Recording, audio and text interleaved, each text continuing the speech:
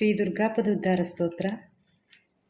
ನಮಸ್ತೆ ಶರಣ್ಯೇ ಶಿವೆ ಸಾನುಕಂಪೆ, ನಮಸ್ತೆ ಜಗದ್ವಾಪಿಕೆ ವಿಶ್ವರೂಪೆ, ನಮಸ್ತೆ ಜಗದ್ವಂದ್ಯ ಪಾದಾರವಿಂದೆ, ನಮಸ್ತೆ ಜಗತ್ತಾರಣಿತ್ರಾಯಿ ದುರ್ಗೆ, ನಮಸ್ತೆ ಜಗಚ್ಚಿಂತ್ಯಮಾನಸ್ವರೂಪೆ, ನಮಸ್ತೆ ಮಹಾಯೋಗಿನಿ ಜ್ಞಾನರೂಪೆ,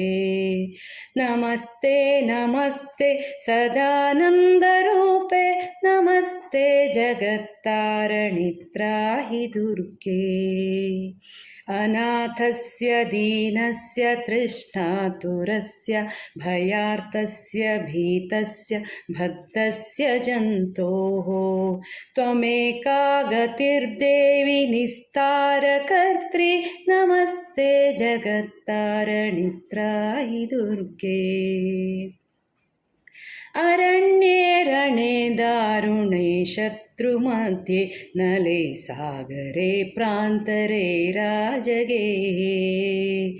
अरण्ये रणे दारुणे शत्रुमध्ये, जले सागरे प्रान्तरे राजगेहे, त्वमेका गतिर्देवि निस्तारहेतु, नमस्ते जगत्तारिणित्राहि दुर्गे, अपारे महादुस्तरेत्यन्तघोरे विपत्सागरे मज्जतां देहभाजाम्, त्वमेका गतिर्देवि निस्तारनौका, नमस्ते जगत्तारಣಿत्राहि दुर्गे, नमश्चण्डिके चण्डदुर्दण्डलीला समुत्खण्डिता खण्डिता शेषशत्रो,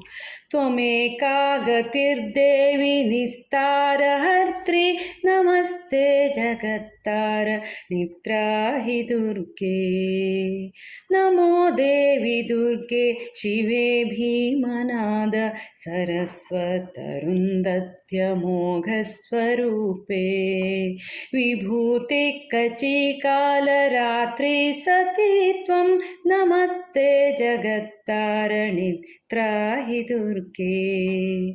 शरणमसि सुराणां सिद्धविद्याधराणां, मुनिमनुजपशूनां दस्युभिस्त्रासितानां, नृपतिग्रहगतानां व्याधिभिः पीडितानां, त्वमसि शरणमेका देवि दुर्गे प्रसीद, त्वमसि शरणमेका देवि दुर्गे प्रसीद।